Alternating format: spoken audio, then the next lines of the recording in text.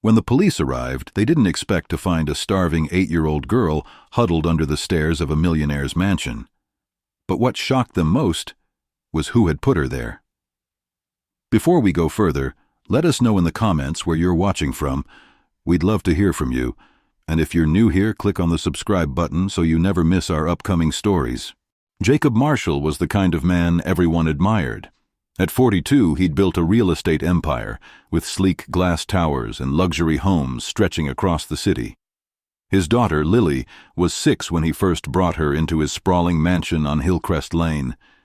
She loved the tall windows and the echo of her tiny feet on marble floors, and Jacob would lift her into his arms amidst the sparkle of the chandeliers and say, "This is our world now."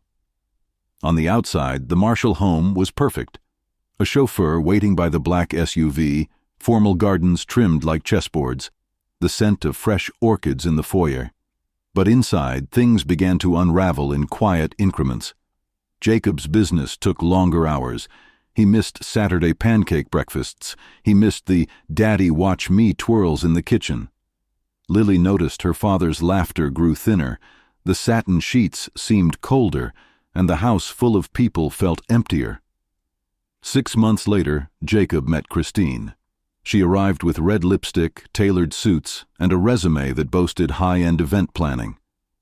Lily thought of her at first like a new friend, someone who brought cookies on Sunday afternoons, who whispered, "You're so smart, Lily," and painted her nails. Jacob looked happy for the first time in years. Christine moved in. Lily's mother, Sarah, had passed away in a car accident when Lily was 3, and Jacob thought he could heal with someone new at his side. At first, Christine was gentle. She walked Lily to school when Jacob didn't appear, baked brownies, asked about her drawings. But gradually the warmth faded. The cookies changed.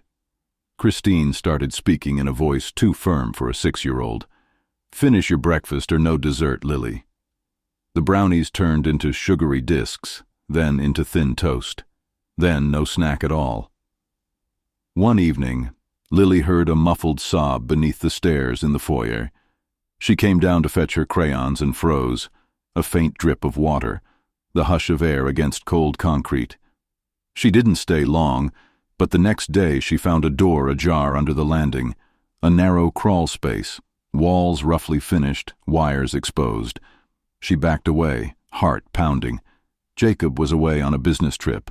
Christine told Lily it was just the storage room and closed the door. Lily didn't tell her father. She thought maybe she was imagining it. Weeks turned. The mansion's corridors looked longer. The clocks ticked louder. Lily's meals became smaller. At bedtime, Christine sometimes stood over her, frowned, and said, "Stop asking questions, Lily." The servants in the house avoided her eyes. The car floated her to school, but the tales she told there felt like puzzles. She couldn't explain why she sometimes went through the foyer stairs and the lights seemed off. Then one night, after a thunderstorm rattled the windows and the orchid petals fell like snow, Lily crept down again. She pressed her ear to the door under the stairs. She heard a whisper, "Please, somebody." It was a voice she recognized. It was hers, or nearly hers, but older. A child, a girl, the drip-drip of water. Her own breath sounded loud. She knocked, a faint pulse of fear. The door slid, just a crack. Inside was another girl, dark shirt, hollow eyes, a cough like wind through a broken pipe. Christine wasn't there. Lily's brain screamed to flee. She bolted upstairs and sat in her bed, shaking, the memory of that voice vibrating in her bones. When Jacob returned the next morning, Lily tried to speak, but Christine interrupted. "Daddy, Lily's just tired from school." The tension between them was electric. Jacob frowned, but time, business deals, dinners took over. Lily's silence gathered weight. 9 months later, just after Lily's 7th birthday, Jacob came home mid-afternoon. He found Lily in the foyer, barefoot, her drawing pad open to a sketch of a door beneath the stairs and a small figure inside. Christine wasn't in the house. Jacob tilted his head as Lily showed him the picture. She whispered, "It's the..." "Reflect for a moment. If you were Lily, how would you feel, seeing someone suffering in your home and being too afraid to speak out? If you were Jacob, how would you reckon with the fact that success and luxury didn't safeguard the most vulnerable? And if you were Amelia, locked away unseen, what would you whisper into the dark?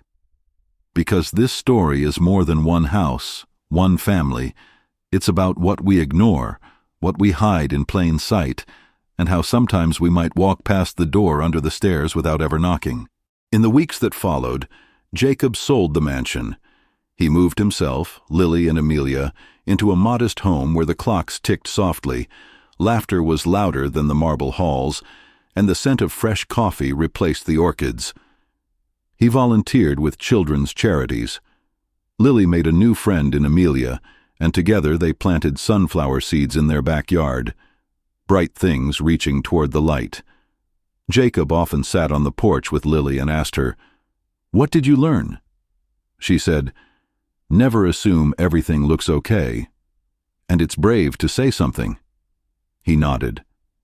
They all learned that even in a place of wealth, hidden pain can live, and it takes seeing, listening, and caring to bring it into the open. So when you think about your own life, your home, your community, the places you walk by, ask yourself, is there a door you've ignored? A sound you thought you heard but turned away from?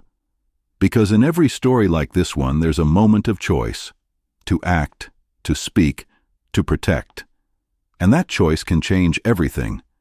Thank you for staying with this story. If it touched you, share your thoughts below.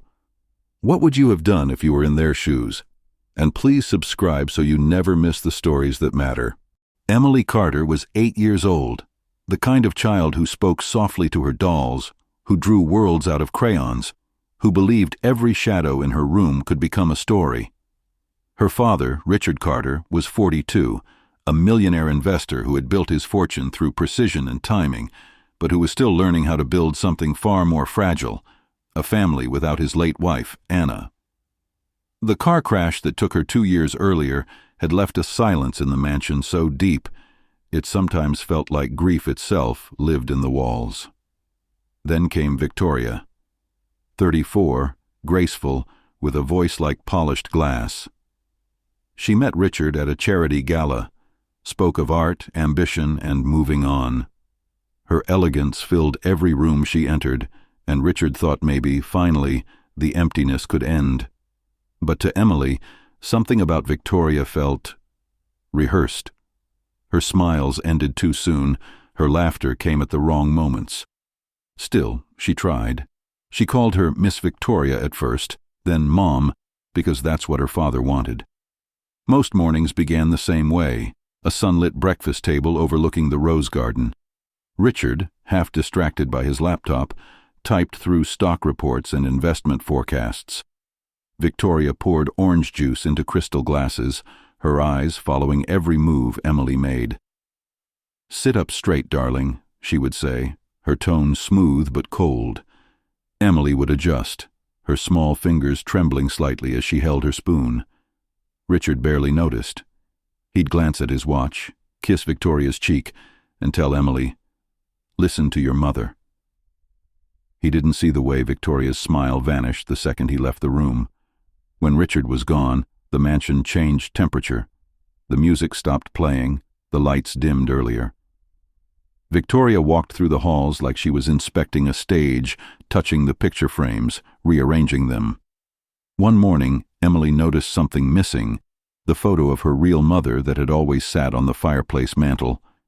She searched the shelves, the drawers, even under the couch cushions, but it was gone. When she asked, Victoria replied softly, "We don't need to live in the past, sweetheart." Her voice was gentle, but her hand on Emily's shoulder was heavy, firm enough to make her flinch. That night, Emily whispered to her doll, "Mommy's picture is gone," as if hoping someone would answer. Days turned into weeks, and Victoria's subtle control grew sharper. Emily wasn't allowed to call her grandmother anymore because too many memories make people weak. She wasn't allowed to play outside after 4. She wasn't allowed to cry. Crying, Victoria said, makes you look ungrateful." At first, Emily obeyed out of fear of making her father sad. She didn't want him to think she couldn't handle having a new mom, but sometimes at night, when the wind blew through the hall and the old chandelier creaked, she'd hold her doll close and whisper her mother's name into the dark. Richard saw only what Victoria wanted him to see: a tidy home, polite smiles, and a daughter who just needed discipline. Victoria played her role perfectly. She packed his suitcase for business trips, left handwritten notes that said, "I'll take care of everything." And he believed her, because that's what people like Richard do. They trust order, not emotion. They trust appearances. One evening, as he zipped up his luggage and knelt to hug Emily goodbye, she clung to him a second too long. "I'll miss you, Daddy," she said. Her voice cracked. He smiled, brushing a strand of hair behind her ear. "It's just a week, Princess. Be good for your mother, all right?" Victoria stood in the doorway, her hands folded neatly, eyes soft but unreadable. When the front door closed behind him and the sound of his car faded down the driveway, Victoria exhaled slowly, almost like she'd been holding her breath for weeks.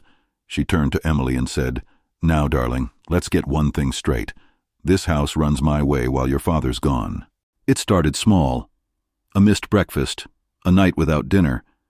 But hunger has a way of teaching silence. At first, Emily thought Victoria simply forgot. Adults get busy, right? She'd wait at the kitchen table, the clock ticking too loud, the smell of toast that never came. Then, the forgetting became routine. A skipped lunch, no dessert, cold leftovers left out too long to eat. Victoria would glide past her, perfume sharp, voice sweet but cutting. "You've been careless again, Emily. Privileges must be earned." Emily would nod, whisper, "Yes, ma'am," and push her empty plate aside.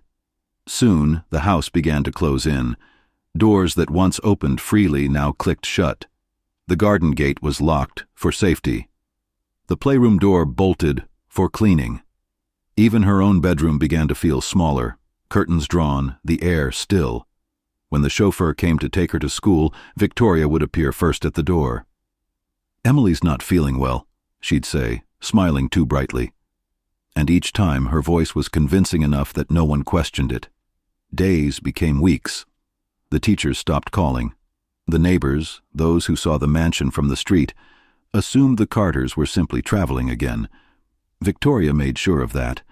At the market, she'd tell anyone who asked, "Oh, Emily's with her aunt in Maine. Richard wanted her to have some quiet time."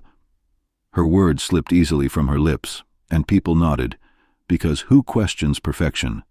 Who questions the woman with perfect posture, perfect hair, and a husband too rich to ever worry? Inside, though, the silence was suffocating. Emily wandered through hallways that echoed her own breathing. Sometimes she'd trace her fingers along the wallpaper, pressing her small hand against it just to feel something solid. She whispered to her doll at night, "Daddy's coming home soon. He'll fix it." But the days blended. No sunlight reached the corners of her room anymore. Then one morning, Clara, the housemaid, was polishing the floors near the cellar when she noticed something strange. Near the old wooden door beneath the stairs was a faint, dusty handprint, small, child-sized. She paused, her eyes darting toward the top of the staircase. She hadn't seen Emily in days. Victoria had told the staff that Emily was away visiting family, but Clara's heart told her otherwise. She crouched, tracing the outline of that tiny hand. The dust was fresh, still soft. She wiped it quickly and stood up when she heard heels approaching. Victoria. "Everything all right, Clara?" Victoria's tone was casual, but her gaze was sharp, the kind that sliced through excuses before they formed. "Yes, ma'am," Clara replied. "Just cleaning as usual." Victoria smiled, thin and perfect. "Good. Let's keep the house spotless, shall we?"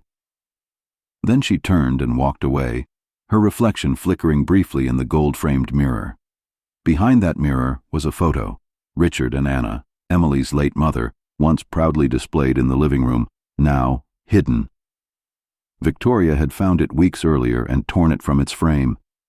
To her, Anna was the ghost she could never outshine. Every trace of her was a reminder that no matter how many pearls she wore, she'd never replace her. Victoria's cruelty wasn't loud. It was quiet, methodical, almost graceful. She didn't yell or strike. She erased. A photo here, a toy there, a memory wherever she could find one. To her, Emily was not a stepdaughter. She was a reflection of the woman who came before, and that reflection had to disappear. At night, Emily would press her ear to the door, listening for the faint sound of the outside world. Crickets, maybe the hum of a car passing by. Sometimes she'd hear footsteps above her and whisper, "Please, let that be Daddy." But it never was. The footsteps always belonged to Victoria, moving calmly, confidently, like someone who had won. Clara couldn't sleep that night. The image of that small handprint haunted her. The next morning she tried to ask Cass, "When you're a child and no one listens, you find other ways to speak." For Emily, that voice became paper and ink. In the quiet hours after Victoria locked her in her room, she'd take out her notebook, the one with a faded pink cover and corners chewed by time, and begin to write. "Dear Daddy," she'd start, her handwriting small and trembling. "I miss you. I don't know why you don't call. Victoria says you're too busy, but I know you'd answer if you knew." The words spilled out like secrets escaping a locked chest. Every letter was a piece of her heart folded neatly, dated carefully, and hidden inside a small wooden box she kept beneath the loose floorboard near her bed. She wrote by candlelight because Victoria had taken away her lamp. The soft flame flickered against her tear-stained cheeks as she whispered each word out loud, as if her father might somehow hear her across the miles. "Please come home soon. I promise I'll be good. I'll eat my vegetables. Just don't stay away too long." Days became weeks. The box grew heavier. Every time she heard a car in the driveway, she'd run to the window, thinking maybe it was him. It never was.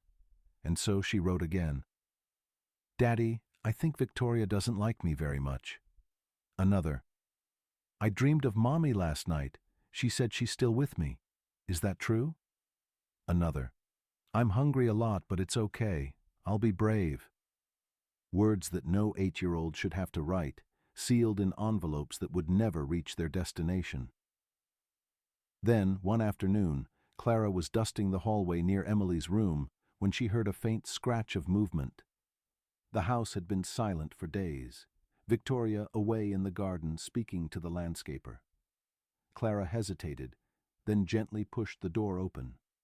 Inside, the air was stale, heavy with the smell of melted wax and damp paper. Emily sat on the floor, startled, clutching a folded letter to her chest. Clara froze. "Miss Emily," she whispered, "what are you doing here all alone?" The little girl blinked, her voice barely above a whisper. "I'm writing to Daddy. He doesn't know." Clara knelt beside her, brushing a strand of hair from her face. "Can I see?" Emily hesitated, then handed her the letter. The paper trembled in Clara's hand. She read the first few lines, her throat tightening. "Please don't forget me, Daddy. I'm still here. I promise I've been good." The rest was smudged by tears. Clara's eyes filled. She looked at the thin child before her and knew something was deeply wrong.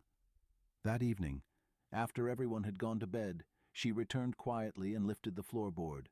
The box was there, stuffed with dozens of letters, some written in the dark, the ink uneven and shaky.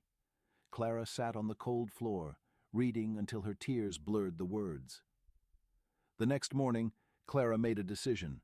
She would tell Mr. Carter. She knew it could cost her job, but she couldn't ignore it anymore.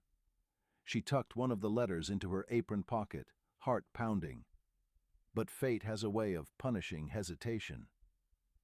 That afternoon, Victoria came upstairs unexpectedly. "Clara," she said smoothly, "I was wondering, what were you doing near Emily's room yesterday?" Her tone was sweet, but her eyes were sharp. Clara stammered, "Just cleaning, ma'am." Victoria smiled faintly. Is that so? Then why were you reading this? From behind her back, Victoria held up one of Emily's letters, the one Clara had accidentally dropped near the bed. For a long moment, neither woman spoke. The air between them felt frozen. "You went through her things?" Victoria asked, voice low and cold. Clara tried to explain. "Ma'am, I was worried for the girl. She needs help." But before she could finish, Victoria raised her hand. "Enough. Pack your things. You're finished here." Clara's heart raced. "Ma'am, please, she's just a child." "And you're just the help," Victoria cut in sharply. "You forget your place, and you forget it now." Her tone was final, her eyes glittering with triumph. "If I find you near this house up—" It happened over something small. It always does. A single mistake, the kind a child makes without meaning to. Emily was dusting the table in the hallway, Victoria's order, of course, when her elbow brushed against the edge of a porcelain vase. It tipped, spun for a second in the air, then shattered on the marble floor. The sound echoed through the house like a verdict. For a moment, Emily froze, staring at the pieces glimmering around her bare feet. Then she whispered, "I'm sorry." Victoria appeared almost instantly, her heels striking the floor in a rhythm that made Emily tremble. She looked at the mess, then at the girl. Her eyes were calm. Too calm. "Do you know what that vase was worth?" she asked softly. Emily shook her head, tears already welling up. "It was a gift," Victoria continued, "from your father." The silence that followed felt endless. Emily whispered again, "I didn't mean to," but Victoria cut her off. "You never do." That night, the punishment changed everything. Victoria dragged Emily by the wrist to the small wooden door beneath the staircase, the same one Clara had cleaned weeks before, the one everyone thought was just storage. She pulled it open, revealing a narrow, dark space lined with dust and spider webs. "If you can't behave like a lady, then you can stay where you belong," she said coldly. Emily tried to speak, but Victoria pushed her gently, too gently to leave a mark, but firmly enough to make her stumble inside. The door shut behind her, the click of the lock final and sharp. At first, Emily thought it would only be for an hour, maybe until dinner. She whispered through the cracks, "I'm sorry, I'll clean it up." But no answer came. Hours passed. The air grew heavy, thick with dust. The bulb above her flickered weakly, casting long shadows across the floor. She pressed her knees to her chest, listening to the sounds above, the steady tap of Victoria's shoes, the faint clink of a wine glass, the hum of distant laughter that never included her. When hunger set in, she tried to sleep, but the cold floor wouldn't let her. Time began to stretch and blur. She counted by the flicker of the bulb, each pulse a heartbeat, each silence an eternity, until one night, even that light died. In that dark space, days lost meaning. Sometimes she thought she heard her mother's voice. Sometimes she thought she heard Clara's. Once, she even thought she heard her father calling her name. But when she pressed her ear to the door, it was only the echo of her own sobbing. Meanwhile, thousands of miles away, Richard Carter was in Europe, signing contracts, meeting investors, shaking hands beneath the bright chandeliers of Vienna. He believed every message Victoria sent him. "Emily's doing well," one text said. "She's growing so fast, you'd be proud." He smiled, relieved. The photos she sent were old, pictures from weeks before, when Emily still looked healthy, still smiled. He never questioned them. He never thought he needed to. At night, in his hotel room, he would sometimes feel a faint unease. The kind of instinct only parents know. He'd scroll through his messages, rereading Victoria's updates, convincing himself everything was fine. "You're overthinking," he'd mutter. "She's in good hands." But the truth was already on its way to him, sealed inside a single envelope. Back home, far from the luxury and noise of his business trips, Clara sat by a small lamp in her sister's kitchen. Her hands trembled as she wrote the address carefully on the front of the envelope. Richard Carter, Carter Holdings, London office. Inside was Emily's letter, the one she had kept safe in her pocket all those weeks ago. The paper was wrinkled, the ink faded slightly, but the words were still there. "Please come home soon. I promise I'll be good." Clara hesitated before sealing it, whispering, "Please, let this reach him." As the envelope dropped into the post box, the snow was falling again, quietly, endlessly, like the world itself. The envelope took 6 days to arrive, 6 quiet, indifferent days while the world moved on, while Richard Carter signed papers worth millions and believed his life was perfectly in order. It was a Thursday morning when his assistant Laura stepped into his office carrying the mail. She placed a small, torn envelope on his desk, her brow slightly furrowed. "This one didn't come through the company post," she said softly. "Looks personal." Richard barely looked up. The morning had already been long, filled with calls and numbers and voices that all sounded the same. But when he glanced down, he saw the handwriting, uneven, faint, the kind only a child could make. The ink was smudged in places, the paper crinkled, like it had been folded too many times. He turned it over slowly, his pulse quickening. There was no return address, just one word in the corner, written in pencil: Emily. He tore it open. Inside was a single page. He unfolded it carefully, afraid the paper might tear. The first line stopped his breath cold. "Dear Daddy, Victoria says I'm bad. I promise I'll be good if you come home." The words were short, simple, but they cut through him sharper than anything he'd ever felt. He read it again, slower this time. "Sometimes I get hungry, but I don't tell her anymore because it makes her mad. I dream about you. Please don't forget me." His hands began to shake. The room felt smaller, the air too thin. He blinked, and the letters blurred. He could hear the echo of his daughter's voice in every word. For a moment, the world outside that office disappeared. The meetings, the deals, the applause. All that remained was the image of his little girl sitting alone somewhere, scared enough to write those words. He stood up so fast that his chair toppled backward. "Laura," he said, voice trembling, "book me the next flight to New York, now." She looked startled. "Sir, your schedule—" "Forget the schedule, just do it." He didn't wait for a reply. Within minutes he was on the phone, hands shaking as he packed his things. His heart pounded with every second wasted. At that same hour, thousands of miles away, Victoria was standing in the kitchen of the mansion, sipping her morning tea when the phone rang. The screen lit up with Richard's name. For a second, she froze. Then she answered, her voice calm, practiced. "Richard, darling, you're up early." But there was no greeting on the other end, only silence.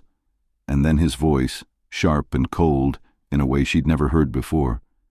"Where's Emily?" The question hit her like a strike. "She's fine," she said quickly. "Why? What's wrong?" Richard's voice tightened. "I got a letter." Victoria's smile faltered. "A letter?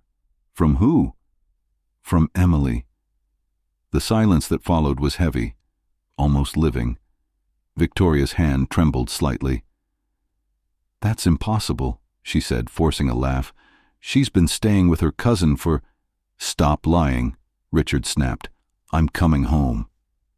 The call ended before she could speak again. Victoria stood still, the sound of the dial tone echoing in the empty kitchen. The teacup slipped from her hand and shattered on the floor. For the first time, her calm began to crack. Her reflection in the window didn't look composed anymore. It looked frightened. She pressed her palms against the counter, whispering to herself, "He won't find anything. He can't." But the truth was already closing in. Richard's plane ticket was booked within the hour.